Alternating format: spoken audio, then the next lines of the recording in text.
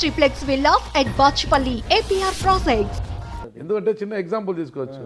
మన భీమవరం రూరల్ మండలంలోనే ఒక చిన్న ఇన్సిడెంట్లో జనసేన కార్యకర్తల్ని మీ పార్టీ నాయకులు మీ ఆదేశాలు ఉన్నాయో లేవో తెలియదు కానీ తరిమి కొట్టడం తిరిగి మళ్ళా వాళ్ళ మీదే పోలీస్ కేసులు పెట్టడం.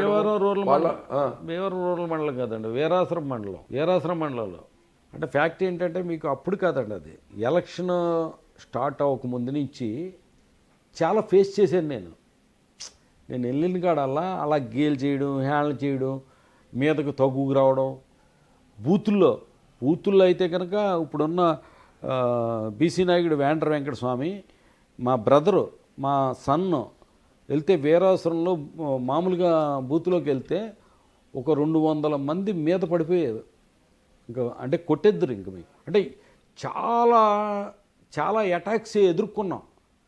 నేను మడుగుపోలవరం వెళ్ళాను, అక్కడికి మడుగుపోలవరం కొయ్య మోషన్ రాజు వెళ్ళాడు. ఆయన కొయ్య మోషన్ రాజు వెళ్తే కొయ్య మోషన్ రాజు మీదకే 300 మంది 400 మంది దాడి చేయడానికి వచ్చారు. దాడి చేస్తే తలంచుకుని వచ్చాడు ఆయన, ఎలక్షన్ కదా అని. మళ్ళీ అదే మడుగుపోలవరం అక్కడికి ఇలా గొడవ జరుగుతుందంటే నేను వెళ్ళాను, నా మీదకు 300 మంది అటాక్ చేయడానికి వచ్చారు. ఇప్పుడు మీరు తుందూరు గ్రామం ఉంది కదా, ఆ పక్క పంచాయతీలోనే గొడవ జరిగింది కదా, జనసేన వాళ్ళని తరిమి కొట్టారు. అదే మర్చిపోరు అండి అది. నేను చెప్తున్నాను, ఇది మడుగుపోలవరంలో అలా జరిగింది, వీరవాసరంలో అలా జరిగింది. అలాగే అదే మచ్చిపూరి గ్రామం వెళ్తా ఉంటే నేను బూత్లోకి వెళ్ళి వచ్చేటప్పుడు నా మీద వెనకాల గేలు చేయడం, హ్యాండ్లు చేయడం, ఒక మాజీ ఎమ్మెల్యే కింద కానీ లేకపోతే అంతకుముందున్న ఎమ్మెల్యే కింద కానీ మనకున్న ఇది కానీ అసలు ఒక గౌరవ మర్యాద లేకుండా హ్యాండ్లు చేయడం, ఇవన్నీ తట్టుకుని జీర్ణించుకుని ఇప్పుడు అగ్నిపర్వతం అనేది ఎప్పటికప్పుడు పేలకుండా ఉండదు కదా.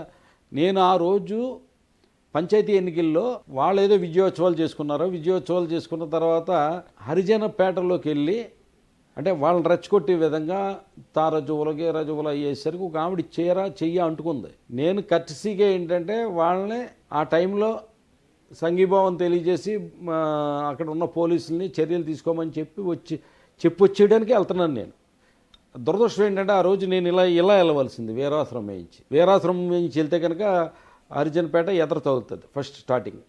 అక్కడ మాట్లాడేసి నేను వెనక్కి వచ్చేయచ్చు మళ్ళీ ఇలాగా. నేను ఇటు తుందూరు మేయించి వెళ్ళాను, ఇలా తాడేరు తుందూరు మేయించి వెళ్ళినప్పుడు ఏమైపోయిందంటే ఒక పెద్ద సెంటర్ ఉంది, ఆ సెంటర్లో పోలీసులు ఉన్నారు. కారు ఆపి దిగొచ్చి ఎక్కడ ఏంటి సంఘటన అని అడిగాను. ఎందుకంటే నాకు తెలుసు కానీ పోలీసులు ఇక్కడ ఉంటుందో నాకు డౌట్ వచ్చింది. అయితే సార్ ఇలాగా అని చెప్తే నేను వెంటనే కారు ఎక్కాను. నన్ను ఒక 300-500 అడుగుల దూరంలో నుంచి జనసేన కార్యకర్తలు నన్ను చూశారు. చూసిన తర్వాత నా కారు వెళ్ళిపోతా ఉంటే గేలు చేస్తూ కండవాలు ఊపుతూ నా కారుకి అడ్డం వచ్చారు. అప్పుడు ఇంకా ఎమోషన్ ఇంకెంత తట్టుకుంటామని చెప్పండి. ఇప్పుడు పిల్లినైనా గదిలో పెట్టి కొడితే ఏం చేస్తుంది, తిరగబడుతుంది కదా. ఎంత అంటే ఇంకా వచ్చి కారుకి అడ్డం వచ్చి జెండాలు ఊపుతా రెచ్చగొడితే వెంటనే కారు డోర్ తీసి కింద దిగేసరికి వాళ్ళ పారిపోయారు. మేము తవిరి కొట్టలా, తరిమి కొట్టారు. నేనున్నా అప్పుడున్న మీ ఖద్దరికి గులాంగిరి చేసే ఒక సిఐ తిరిగి వాళ్ళ మీదే కేసులు పెట్టి నేను ఒక్కడిని సార్, నేను డ్రైవరు, మా పిఏ, ఇంకొక వ్యక్తి ఉన్నాడు, వాళ్ళ 30 మంది ఉన్నారు. పారిపోయారు. నేను తవరుతుందండి. పారిపోయేసరికి ఏమైపోయిందంటే ఈ లోపల ఇది జరిగింది మెసేజ్ తెలిసిపోయి ఒక 500 మందో 1000 మందో జనాలు వచ్చేసారు. జనాలు వచ్చేసిన తర్వాత ఏమైందంటే ఆ జనాలు అలా రోడ్డు అంతా నడుచుకుంటా వెళ్ళామంతే. నడుచుకుంటా వెళ్తే ఎవడో లేరు. రోజు మీడియా కవరేజ్ అంతా కూడా మీరు జనసేన కార్యకర్తలని తరిమి కొట్టారు, దాడి చేశారని వచ్చింది కదా సార్. అదే వాళ్ళు పారిపోయారు. నేను కారు దిగేసరికి పారిపోయారండి. మీరు జనసేన కార్యకర్తలని ఆ రోజు దాడి చేయలేదు, వాళ్ళే పారిపోయారు అనుకుంటాం. ఇంకొక ఇన్సిడెంట్, యువగలం పాదయాత్రలో భాగంగా నారా లోకేష్ గారు భీమవరం వచ్చి ఇక్కడ జగనన్న కాలనీకి వెళ్ళారు. అదే టిడ్కో ఇళ్ళ జగనన్న కాలనీకి వెళ్ళారు. ఆడ వెళ్ళి ఆయన కామెంట్ చేశారు. ఆ సందర్భంగా ఏమైంది, అప్పటికే మీ అనుయాయులు మీ అనుచరులు డాబాలపైకి ఎక్కి కూర్చొని కంకర్ రాళ్లతో మొత్తం తెలుగు తమ్ములంతా తరిమి కొట్టారు. ఇది వాస్తవమా కదా? కాదండి, కాదు. ఊండి మాజీ ఎమ్మెల్యే కూడా భుజానికి గాయమైంది, ఆయన ఆసుపత్రి పాలయ్యారు. మీరు కాదు, వాస్తవం కాదు, మీరే జస్టిఫికేషన్ ఇవ్వండి ఒకటి. ఓకే, ఏదో గ్రంథి శ్రీనివాస్ అడ్డుకోవాలంటే కనుక 50 మంది 100 మంది ఉంటారు సార్, అక్కడ 1000 మంది ఉంటారు. ప్రకాశం చౌక్లోనే మీటింగ్ జరగనే ఉన్నాం సార్. అది ఈయన ఇక్కడ మీటింగ్ జరిగారు, అయిపోయింది. తర్వాత ఆయన వెళ్ళిపోయాడు, అవుట్ సైడ్కి వెళ్ళిపోయాడు. అక్కడ ఏంటంటే మీకు నాకు తెలుసుండి ఒక ఆ ఇందిరమ్మ కాలనీకి సంబంధించిన జనమును ఆ ఏరియా అంతా కూడా కొద్ది వైఎస్ఆర్సీపీ పట్టున్న ప్రాంతం. అక్కడ ఒక 30 మందో మరి 50 మందో మరి నాకు చెప్పలేను కానీ ఒక 100 మంది ఉన్నారు. వీళ్ళు నేను ఎంక్వైరీ చేసుకుంటాను కదా ఏం జరిగింది ఏంటనేది. వాళ్ళు అంటే అనకూడదు ఇప్పుడు కామెంట్ చేయడం కదా, అంటే ఆయన్ని కామెంట్ చేసేవారు కదా లోకేష్ గారిని. దాని గురించి ఏంటంటే వీళ్ళు ఏదో కందిపప్పు ఏదో తీసుకుని జిమ్మేరండి. జిమ్మేసిన వాళ్ళు ఇంతకీ ఏంటంటే తర్వాత లోకేష్ యోగాళానికి సంబంధించిన వాళ్ళు వ్యానుల్లోంచి కర్రలు తీయడం, రాళ్ళు మూటలు తీయడం ఇవన్నీ కూడా విజువల్స్ ఉన్నాయి. అవన్నీ తీసుకుని వెళ్ళి దాడి చేయడం విజువల్స్ ఉన్నాయి. వీళ్ళందరూ కూడా దాడి చేసింది ఎవరి మీద అంటే ఆ కాలనీ వాళ్ళ మీద దాడి చేశారు. అంటే మీ కార్యకర్తలు రాళ్ళ దాడి చేయలేదంటారా? కంకరాల అసలు మేము చేస్తే 2-5,000 మంది అన్న ఉంటారు సార్. మేము పికప్ చేసి అలా చేయాలంటే అడ్డుకోవాలంటే, నేను అడ్డుకోవాలంటే కనుక ఒక 5,000 మంది ఉంటారు. మరి ఆ రోజు యువగల పాదయాత్రలో ఉన్న యువకులందరినీ, అంటే లోకేష్ గారి పాదయాత్రలో ఉన్న యువకులందరినీ కూడా పోలీస్ స్టేషన్కి పిలిపించి రాత్రి నుంచి పగల వరకు చితక బాధింది ఎవరు?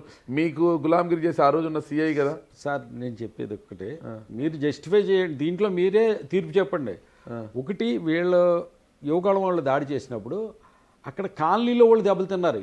ఆ ఉన్న 50 మందో 30 మందో జంప్ అయిపోయారు. వీళ్ళు ఎవరన్నా తెలియదు కానీ వైసీపీకి సంబంధించి జగన్మోహన్ రెడ్డి అభిమానులు జంప్ అయిపోయారు. ఇక్కడ వాళ్ళ జగన్మోహన్ రెడ్డి అభిమానుల మీ అభిమానులు ఉండేది ఇక్కడ ఎక్కువ చెప్పాలంటే మనకి తెలియదు. ఆ ఏరియా ఎస్సీ కమ్యూనిటీ ఎక్కువ అండి.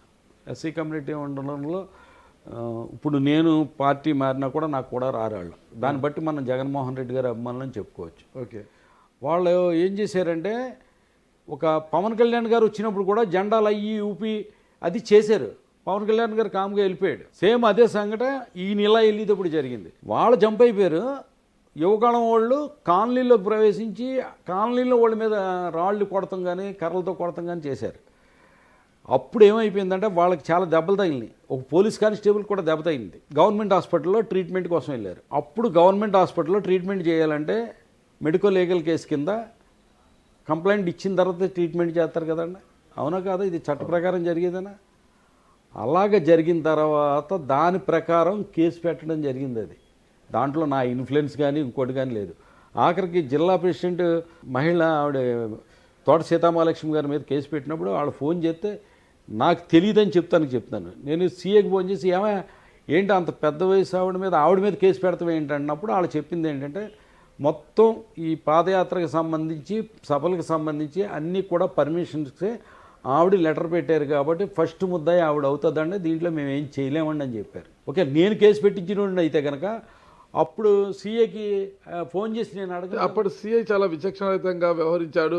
వాళ్ళనంతా ఎవరైతే గాయపడి వాళ్ళ పరామర్శించడానికి దేవినేని ఉమామహేశ్వరరావు ఇక్కడికి వచ్చినప్పుడు కూడా ఆయన పట్ల కూడా ఆయన సీఐ ఈ కాలు నాదే అన్నట్టుగా వ్యవహరించాడు. కాలు మీద కాలు వేసుకొని చాలా వ్యవహారం చేశాడు.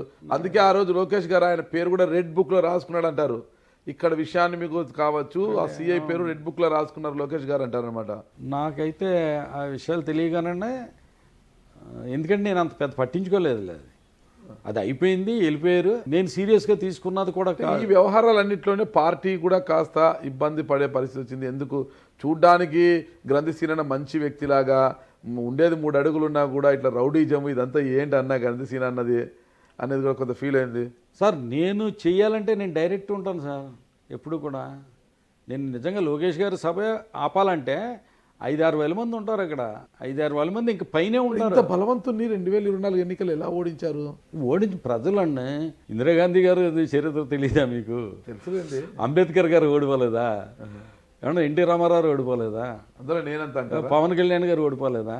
ఎన్టీ రామారావు ఓడిపోయారు. చంద్రబాబు నాయుడు గారు ఓడిపోలేదు అండి. లోకేష్ గారు ఓడిపోలేదు. చంద్రబాబు నాయుడు గారు ఒకసారి ఓడిపోయారండి. ఆయన ఒకసారి ఓడిపోయాడు. చంద్రగిరి నుంచి ఒకసారి ఓడిపోయి తర్వాత కుప్పం వెళ్ళారు. కుప్పం నుంచి ఇంతవరకు ఓటమి ఎరగలేదు ఆయన.